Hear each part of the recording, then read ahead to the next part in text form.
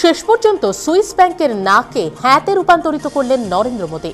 Swiss ব্যাংকে রাখা ভারতীয়দের কালো টাকা বিষয়ে যাবতীয় তথ্য দিতে এতদিন কিছুতেই রাজি হচ্ছিল না ব্যাংক কর্তৃপক্ষ, কিন্তু এবার সুইস ব্যাংক কর্তৃপক্ষই জানিয়েছে ভারতের সঙ্গে অগ্রাধিকারের ভিত্তিতে তারা যাবতীয় সহযোগিতা করতে এবং তথ্য দিতে প্রস্তুত। এমনকি এদেশের হাতে সেই তথ্যের প্রমাণও তুলে দেবে সুইস ব্যাংক। বুধবার বার্নে সুইজারল্যান্ড ও ভারতের উচ্চপদস্থ অফিসারদের সঙ্গে বৈঠকে ওই সিদ্ধান্তের কথা জানিয়েছেন ব্যাংক কর্তৃপক্ষ। সেই সাথে ভারতকে তথ্য বিনিময়ের ক্ষেত্রে স্বাভাবিক মিত্র দেশ হিসেবেও চিহ্নিত করেছে সুইজারল্যান্ড। বুধবার পশ্চিম নেপালে এক বিধ্বংসী তুষারঝড়ে মৃত্যু হল 21 জন পর্বতারোহীর। নিখোঁজ প্রায় 85 জন অভিযাত্রী। জানা গেছে নিহতদের মধ্যে একজন ভারতীয়, 9 জন নেপালি, 3 জন পোল্যান্ডবাসী, 3 জন ইসরায়েলি এবং একজন ভিয়েতনামের নাগরিক রয়েছেন। বাকি 2 মৃতদেহকে এখনো চিহ্নিত করা সম্ভব হয়নি। নেপাল সরকার জানিয়েছেন থোরাং পাস এলাকায় এরা যখন ট্রেকিং করছিলেন সে সময় ওই প্রবল তুষারঝড়ে আক্রান্ত হন তাঁরা। জরুরি ভিত্তিতে উদ্ধার কার্য চলছে।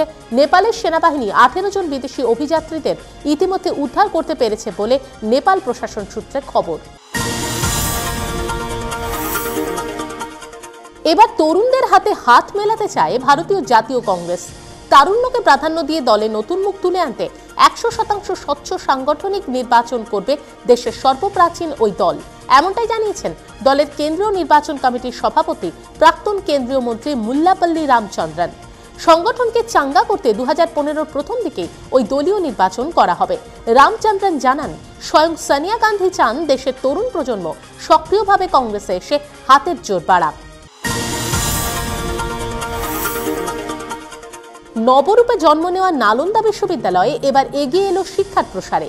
মেধাবী ছাত্ররা বিনা খরচেই পড়তে পারবেন নালন্দা বিশ্ববিদ্যালয়ে। একটি সাংবাদিক সম্মেলন করে বিশ্ববিদ্যালয়ের তরফ থেকে এই সিদ্ধান্তের কথা জানালেন নালন্দার উপাচার্য ডক্টর অমর্ত্য সেন। নোবেলজয়ী ওই অর্থনীতিবিদ জানান, তবে ওই সুবিধা পাওয়ার জন্য প্রথমে সেই ছাত্রকে বিশ্ববিদ্যালয়ের নিজস্ব যোগ্যতা মান নির্ণয়ের পরীক্ষায় বসতে হবে। মেধাবী ছাত্ররা যাতে বিনা ব্যয়ে নালন্দা থেকে উচ্চশিক্ষা নিয়ে দেশের মুখ উজ্জ্বল করতে পারে তার জন্য একটি বিশেষ আর্থিক তহবিলও করেছেন নালন্দা কর্তৃপক্ষ। ফেভারিট হয়েও বুকার দৌড়ের চূড়ান্ত পর্যায় থেকে শেষ পর্যন্ত ছিটকে যেতে হলো ভারতীয় বংশোদ্ভূত সাহিত্যিক নীল মুখার্জিকে। নীলকে পিছনে ফেলে 2014 বুকার পুরস্কার জিতে নিলেন অস্ট্রেলীয় সাহিত্যিক রিচার্ড ফ্ল্যানাগন। দ্বিতীয় বিশ্বযুদ্ধের প্রেক্ষাপটে রচিত ওই অস্ট্রেলীয় লেখকের প্রেম তথা যুদ্ধের উপন্যাস the narrow road to the deep নর্থকে সাহিত্যে অসাধারণ কাজ হিসেবে স্বীকৃতি দিলেন বুকার কমিটির প্রধান এসি গ্রেলিং। লন্ডনের গিল্ড হলে 46 বছরের রিচার্ডের হাতে 50,000 পাউন্ডের ওই বুকার পুরস্কার তুলে দেওয়া হয়। গিনেস বুক অফ ওয়ার্ল্ড রেকর্ডে নাম লেখালো দুবাইয়ের বুর্জ খলিফা। 555 মিটার উচ্চতার ওই নির্মাণটি বিশ্বের মানুষের দ্বারা তৈরি সর্বোচ্চ নির্মাণ হিসেবে খেতাব পেল গিনেস বুকে। বিশ্বে এত উঁচু কিছু নেই যা মানুষের তৈরি। এই শিরোপা পাওয়ার আগেই যদিও বিশ্বের সর্বোচ্চ রেস্তোরাঁর খেতাবও জিতে নিয়েছিল বুর্জ খলিফা। বুর্জের রেস্তোরাঁয় খেতে গেলে আপনি গোটা দুবাইটিকে দেখতে পারবেন আপনার চোখের সামনে।